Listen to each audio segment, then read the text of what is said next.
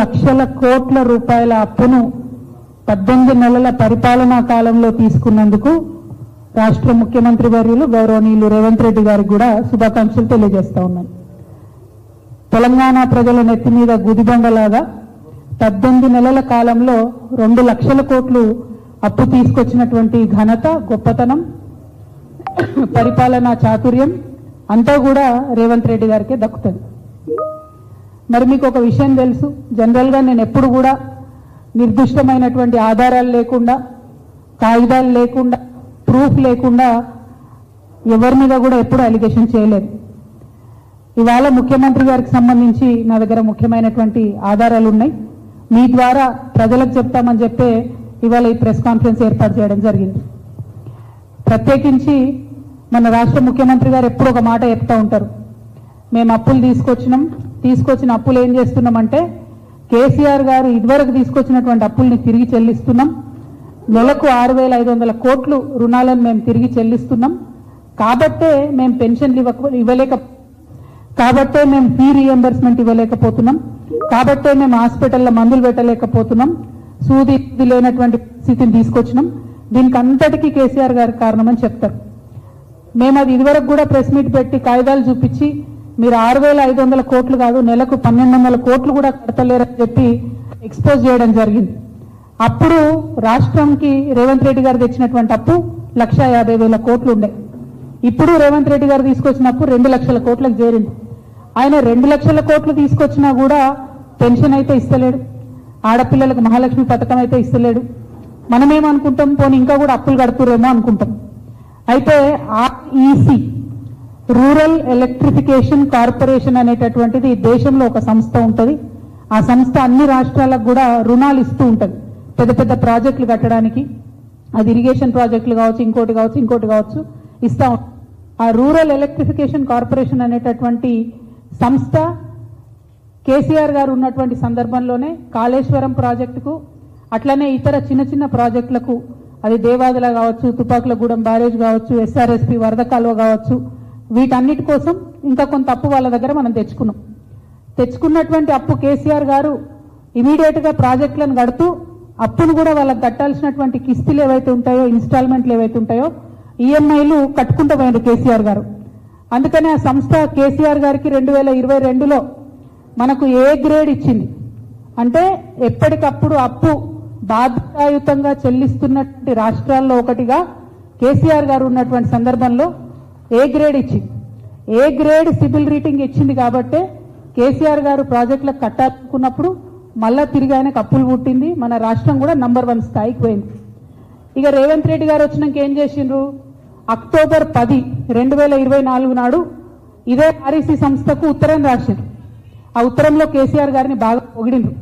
మైక్ల ముందు తిడతారు రేవంత్ రెడ్డి గారు, కానీ ఈ ఉత్తరంలో ఎంత బాగా పొగిడిండ్రంటే, మేము మీ దగ్గర అప్పు తెచ్చుకున్నాం, కాళేశ్వరం ప్రాజెక్టును ఎన్ని కష్టాలు వచ్చినా కట్టినాం, కోవిడ్ సమయంలో కూడా పనులాగకుండా కట్టినటువంటి కాళేశ్వరం ప్రాజెక్టు ప్రజలకు ఉపయోగపడుతుంది అని చెప్పి చాలా మంచి మాటలు కేసీఆర్ గారి గురించి చెప్పింది. అవన్నీ కూడా నేను మీకు ఇస్తా. అయితే ఇందులో రేవంత్ రెడ్డి గారు ఏం అడుగుతారు అని అంటే, మన రామకృష్ణారావు గారు రాసిన ఉత్తరం ఆర్ఈసీకి లోన్ని రీస్ట్రక్చర్ చేయండి అని అడిగింది.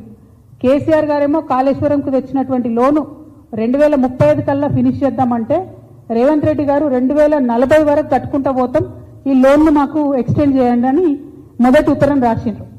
తర్వాత వాళ్ళు మళ్ళా రిప్లై రాసిండ్రు, మేము మీకు లోను పెంచలేము, మీకు 2035 లోపలనే మీరు ఫినిష్ చేసుకోవాలి, మీరు కట్టాల్సినటువంటి కిస్తులని టైంకి కట్టాలి అని చెప్తూ రాస్తూ వాళ్ళు ఒక అలిగేషన్ చేస్తారు. ఏమనంటే, గత 3 నెలలుగా, అంటే ఇది 2024లో వచ్చినటువంటి ఉత్తరం, జరుగుతున్నటువంటి ప్రత్యుత్తరాల్లో వాళ్ళు ఏమంటారంటే, మీరు డెట్ సర్వీసింగ్ లో కన్సిస్టెంట్ డిఫాల్ట్ చేస్తున్నారు. అంటే మీరు కట్టాల్సింది కడతలేరు, 3 నెలలుగా కట్టాల్సింది కడతలేరు. ఆర్బీఐలో ఒక్క రోజు లేట్ అయినా కూడా మా సంస్థకు చెడ్డ పేరు వస్తుంది, కాబట్టి మీరు తక్షణమే అప్పు చెల్లించండి అని చెప్పి వాళ్ళు నవంబర్ 2024లో రాసిండ్రు. రాస్తే కూడా రాష్ట్ర ప్రభుత్వం చీమగుట్టినట్టు కూడా లేకుండా కాళేశ్వరం ప్రాజెక్ట్ ని కంప్లీట్ గా ఒక నాన్ పర్ఫార్మింగ్ అసెట్ గా మార్చాలని చెప్పి వాళ్ళు విస్మరించిండ్రు. ఉత్తర ప్రత్యుత్తరాలు జరుగుతూనే ఉన్నాయి మొత్తం సంవత్సర కాలంగా. ఇవాళ మొన్న 20 రోజుల కింద జూన్ 6 నాడు ఆ సంస్థ మళ్ళా ఉత్తరం రాసింది రాష్ట్ర ప్రభుత్వానికి. ఏమనంటే 28 జూన్ అంటే ఎల్లుండి 28 జూన్ లోపల మీరు కట్టాల్సినటువంటి 1321 కోట్లు కడతారా, లేకపోతే డిఫాల్ట్ అని చెప్పి మీరు ఎన్పిఏ అని చెప్పి మేము రాయాలన్నా. అట్లా రాస్తే క్లియర్గా చెప్తారు, మీ రాష్ట్రానికి ఇబ్బంది, మా సంస్థకు కూడా ఇబ్బంది, ఇద్దరి రేటింగ్స్ పడిపోతాయి, దయచేసి వెంటనే కట్టండి అని చెప్పి చెప్పింది. నేను ఇవాళ ముఖ్యమంత్రి గారిని ప్రజల తరఫున డిమాండ్ చేసేది ఒకటే, ఏంటంటే మీరు 2 లక్షల కోట్లు అప్పు తెచ్చిరు ఇప్పటి వరకు, మీరు కడతామని చెప్పినటువంటి అప్పు కడతలేరని ఆ సంస్థనే చెప్తున్నది. ఏం చెప్తొచ్చారు మీరు? కాళేశ్వరంలో 1000 కోట్ల అప్పు కేసీఆర్ తెచ్చి నేను కడుతున్నాను, కడతలేరన్నానని నేను ఆధారాలు ప్రెస్ మిత్రులకు ఇస్తున్నా, పత్రికా మిత్రులకు ఇస్తున్నా. మరి ప్రభుత్వం ఇప్పుడు జవాబు ఏం చెప్తుంది? మీరు ప్రాజెక్టులకు డబ్బులు వాపసు కడతలేరు, ప్రజలకు పథకాలు ఇస్తలేరు, మరి ఎక్కడికి పోతున్నాయి తెచ్చిన డబ్బులు? ఎందుకు రాష్ట్రం మీద అప్పులు తీసుకొచ్చి ఎక్కడికి మళ్ళీ ఇస్తున్నారు? దానికి కూడా ఒక ఆధారం చెప్తా, కాగితం వచ్చినాక ఇంకా బాగా చూపిస్తా. కానీ జరుగుతున్నది ఏంటంటే, ఒక కొడంగల్ లిఫ్ట్ ఇరిగేషన్ స్కీమ్ అని పెట్టిరు ముఖ్యమంత్రి గారు, పెట్టి 2 సంస్థలకు ఇచ్చిరు. అది ఒకటి మెగా కృష్ణారెడ్డి గారికి, ఇంకోటి పొంగులేటి శ్రీనివాసరెడ్డి అన్న గారి కంపెనీకి ఇచ్చింది. కేసీఆర్ గారు 10 సంవత్సరాల పరిపాలనలో ఏదన్నా ప్రాజెక్టు తలపెడితే అడ్వాన్స్ ఇయ్యలే, ఎప్పుడు పని చేయండి పైసలు తీసుకోండి అన్నారు, కానీ కాంట్రాక్టర్లకు ఎప్పుడు అడ్వాన్స్ ఇయ్యలే. రేవంత్ రెడ్డి గారు చేంజ్ చేసిరు, ఇద్దరు సంస్థలకు కలిపి దాదాపు 1200 కోట్లు అడ్వాన్స్ ఇచ్చేసిరు. కానీ కొడంగల్ లిఫ్ట్ ఇరిగేషన్ స్కీమ్లో ఇప్పటి వరకు ఒక్క చెంచా కూడా మట్టి తీయలేదనేటటువంటిది వాస్తవం, ఎవరం కూడా కాదనలేనటువంటి వాస్తవం. అయినా కూడా 600 కోట్లు ఇచ్చేసింది, ఒక్కొక్క సంస్థకి 1200 కోట్లు మొత్తం కాంట్రాక్టర్లకు వెళ్ళిపోయినాయి. అంటే దీనివల్ల మనకేం అర్థమవుతున్నది? ఈయన అప్పు బయటకు వెళ్ళి తీసుకొస్తారు, ఆ తీసుకొచ్చిన అప్పు కాంట్రాక్టర్లకు పోతుంది, కాంట్రాక్టర్ల దగ్గరికి వెళ్ళి వీళ్ళకి వచ్చే కమిషన్లు వీళ్ళకి వస్తాయి, కానీ రాష్ట్రానికి మాత్రం చెడ్డ పేరు వస్తున్నది, ప్రజలకు మాత్రం పెన్షన్ వస్తలేదు, విద్యార్థులకు మాత్రం ఫీ రియంబర్స్మెంట్ వస్తలేదు.